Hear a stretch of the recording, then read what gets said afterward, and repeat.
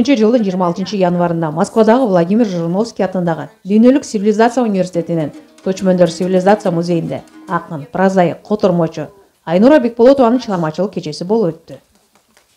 Белгилүү публицист, котормочу журналист Османовдун Кыргызстандын көрүнүктүү сүрөтчүсү Асатилла Тешебаев жөнүндө графика, коллаж, живопись аттуу китеп альбомун кыргыз тилинен орус тилине которгон. Ал эми экинчи китеби акын, прозаик, драматург, график Валерий Галичанын «Мистическая Россия» аттуу графикалык китебин орус тилинен кыргыз тилине которгон. Китепте Россиянын байыркы доорунан баштап азыркы учурга чейинки белгилүү каармандары, тарыхый окуялары графикалык жана поэтикалык формада жазылган. Чыгармачылык кечеге Айнура Бекболотованын жакын санаалаштары калемдештери келип куттуктап, белектерин, ыраазычылык жана ардак баракчаларын беришти. Айнура, алтын кызым, кандай? Бүгүнкү китептин бет ачары менен куттуктайм. 2 жыл эмгектенген күнү түнү эмгектенген эмгегиң бар колуңа тийип, бүгүн ошонун кубанычыңды эл менен, бир туугандарың менен жана өзүңдүн калемдештериң, жакшы көргөн теңтуштарың, жакшы көргөн замандаштарың менен бөлүшүп турганыңа мен дагы өз кубанычымды тең бөлүшкүм келет сени менен. Я хотела поздравить свою мамочку. Пусть каждый день открывает перед тобой мир фантазий, гениальных идей. Уважаемая Айнура, пожелать ей счастья, здоровья и дальнейших творческих успехов. Айнура Бекболотованы ушул Москвадан таанышканмын. Көп жылдан бери, 10 жылдын жүзү болуп калды десем болот. Бул айым жөнүндө айта турган болсом, орус тилинде ырларды дагы жаза алат, ошон менен катар кыргыз тилинде дагы ыр жазгандыгы менен өзгөчөлөнөт да. Анан акыркы кездерде, мына акыркы 2 жылдын ичинде орустар да бар дагы орус элинде. Ал эми кыргыз элинде али бери бизге келе элек графикалык ырлар жыйнагын жазып, мына бүгүн эл алдына жакшынакай кылып чыгарды. Бул үчүн өтө толкунданабыз, биз дагы сыймыктанабыз десек болот. Айнура Бекболотова котормочулук жаатта өтө жакшы иштерди алып барып атат.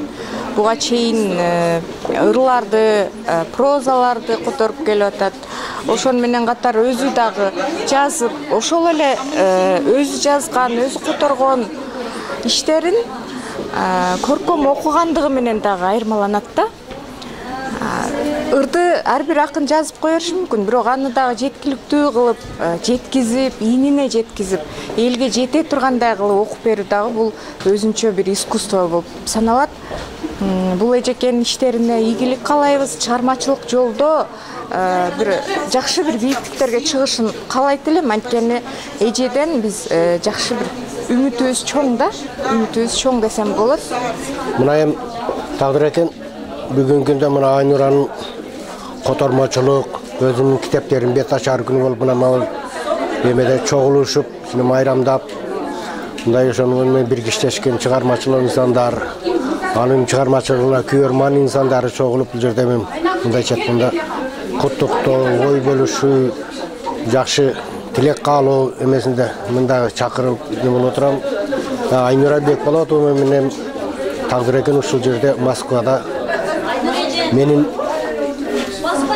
альбом, сүрөт боюнча альбом китебим чыга турган болуп, ошондо бир досум Амирбек Азамулу деп Прагада Азаттык радиосунда иштеп жүргөн журналист досум эле ошол сен тууралуу китеп чыгаралы, сенин сүрөттөрүңдү кичине эме кылалы дегенде ошондо кыргызчадан ошол досум жазып, аны орусчага которо турган болуп, ушул жерде көп кыргыз тилин билген, кыргыз тилин орусчага которо турган эжекелерди, агайларды издеп, ошонун ичинен анан 4-5 таап, алардын ар бирине кичине бир кыргызча сөздөрдү берип, кичине бир аңгеме сыяктуу ошону кандай которот экен, ошондо которгондордун баарын карап жүрүп, мындайча айтканда таза, терең, мазмунуна ушунчалык эме кылып которгондугу жагып, тагдыр экен Айнура менен иштешип калдым. Ошентип мен таанышып, бүгүнкү күндө мен ошо бир китебим чыкты, аз санда чыкты. Ошонун кыргызчадан орусчага которгон ушу карындашым Айнура Бекболотова болду.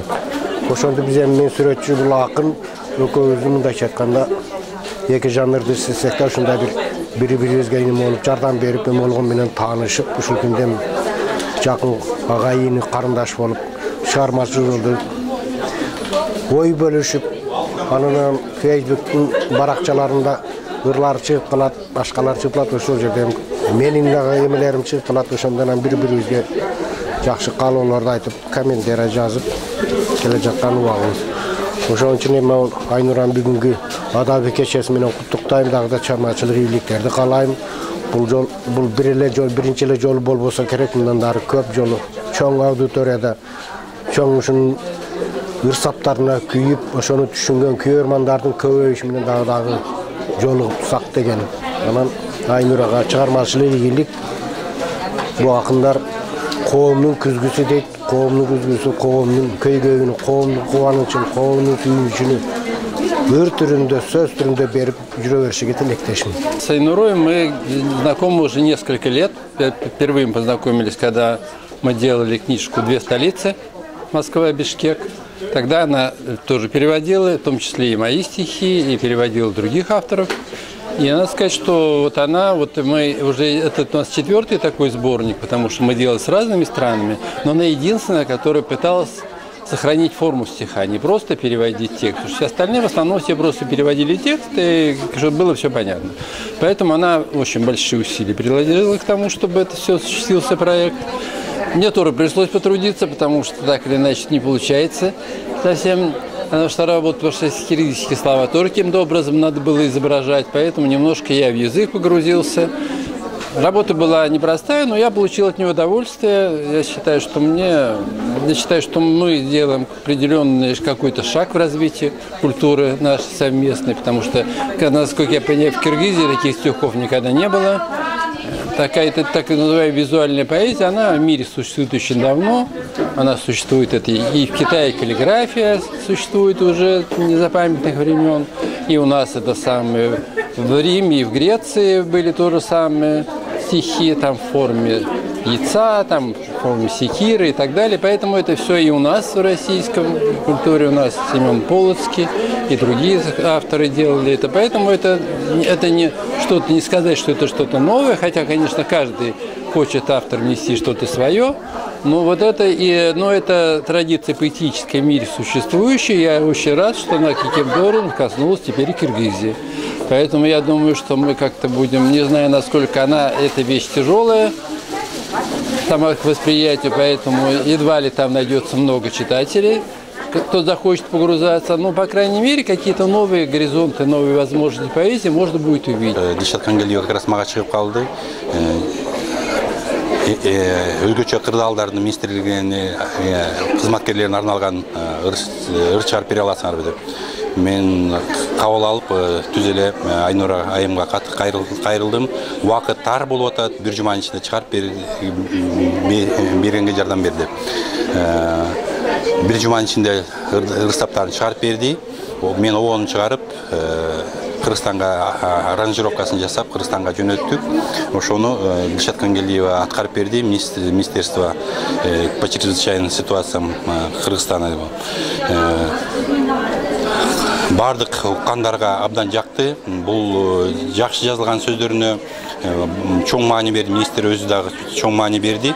Анткени Айнур айымдын жолдошу ветеран МЧС экен, өзүнө жакын тема, бул тема жакын экен. Сыймыктанан биздин кыргыз элибизде ушундай котормочу бар экен, акын бар экен.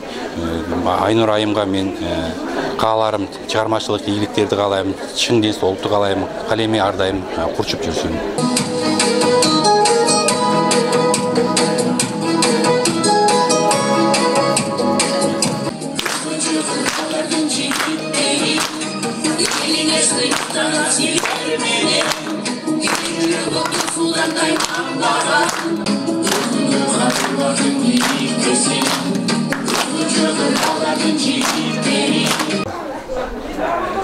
Негизи колдоочу маамдын үйдөн жазат, жумуштан, например, чогуу бир жерге баратканда кээде элхом келип кетип, ошондо да телефон көтөрүп жазат.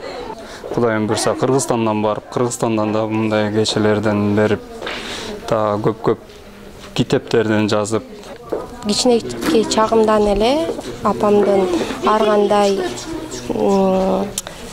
жомоктору менен китептерди окуп бергени менен чоңойгонбуз да. Манас университетинин котормо бөлүмүнө өткөм. Түркчө, орусча жана орусчадан түркчө которуулар менен иштечүмүн да. Азыр деле иштеп келатам.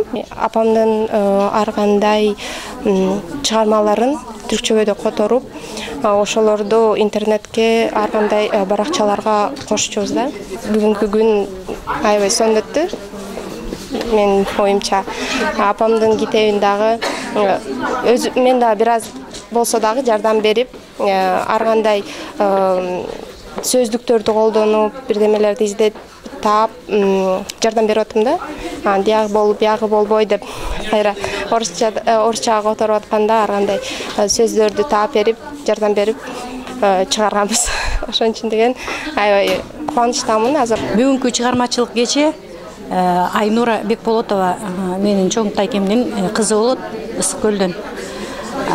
Бул чыгармачылык эки китеби чыгып атат. Бирөөнү орусча которулду, бир китеби, бирөөсү кыргызча которулду. Мен санайм аябай бул сыймыктанабыз, чоң иш жасады биздин Кыргызстан үчүн. Себеби бул графикалык түрдө татаал бир ишти кылды. Биринчи жолу графикалык түрдө киргизип атат. Ошон үчүн кыргыз элибиз үчүн иштей берсин, өнө берсин, өсө берсин, калеми курчуй берсин, ден соолук. Айнура экөөбүз негизи бир жерденбиз, Кызыл Суудан.